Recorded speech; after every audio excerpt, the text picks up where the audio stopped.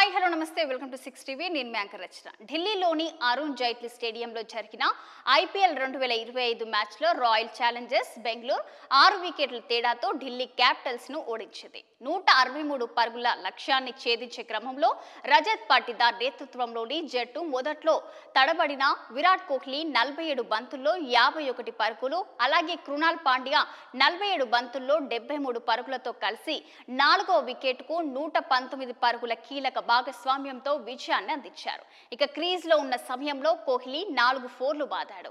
IPL 2025లో RCB 7వ విజయంతో కీలక పాత్ర పోషించిన కోహ్లీ ఢిల్లీ ప్లేయర్ కేఎల్ రాహుల్ ని ఇది నా మైదానం వేడుకతో ఆట పట్టించాడు.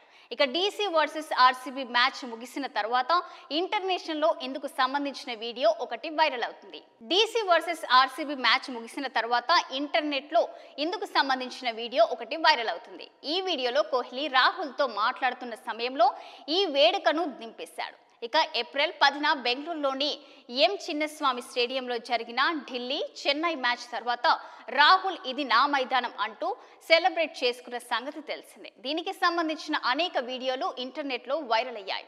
ఆదివారం ఢిల్లీలో జరిగిన 51 పరుగుల ఇన్నింగ్స్ కోహ్లీ ఐపీఎల్ 2025లో అత్యధిక పరుగులు సాధించిన ఆటగాళ్ల జాబితాలో నెంబర్ 1 స్థానాన్ని సంపాదించాడు. ఈ సంవత్సరం ఆర్సీబీ తరపున 10 మ్యాచ్ల్లో కోహ్లీ 6 అర్ధ సెంచరీల సహాయంతో 443 పరుగులు చేశాడు. ఇక ఆరెంజ్ క్యాప్ లీడర్ బోర్డులో ముంబై ఇండియన్స్ బ్యాటర్ సూర్యకుమార్ యాదవ్ కోహ్లీ తర్వాత స్థానంలో ఉన్నాడు. మరి ముంబై తరపున 10 మ్యాచ్లలో సూర్య మొత్తం 427 పరుగులు చేశాడు. ఇక ఫిరోజ్ షా కోట్ల మైదానంలో ఢిల్లీ క్యాపిటల్స్ పై విజయం ఆర్సీబీ ఐపీఎల్ 2025 పాయింట్ల పట్టుకలో చూసుకుంటే నెంబర్ 1 స్థానానికి చేరుకుంది. ఇక బెంగళూరు 10 మ్యాచ్ల తర్వాత 14 పాయింట్లను కలిగి ఉంది.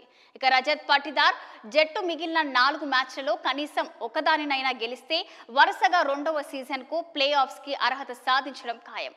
ఇది ఇప్పటివరకు నా అప్డేట్. మరో అప్డేట్ తో మళ్ళీ కలుద్దాం. చూస్తూనే ఉండండి 6 టీవీ, సామాన్యుడు ఆరోపణ.